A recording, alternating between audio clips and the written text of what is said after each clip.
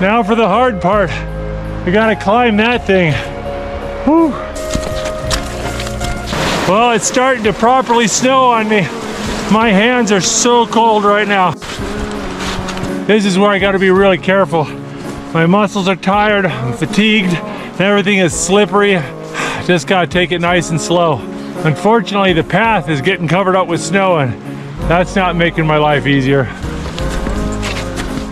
The snow is completely covered up the path, but that's okay, I know where I'm going. Just need to follow this little stream. The headwaters of this stream are in a saddle that'll get me over this mountain. Having to pick my way through these boulders is taking so much time. I gotta be careful I don't fall down.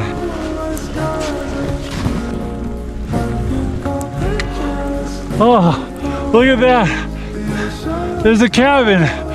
Oh, how do I get down there? I've never been so glad to see shelter. It's just in the nick of time.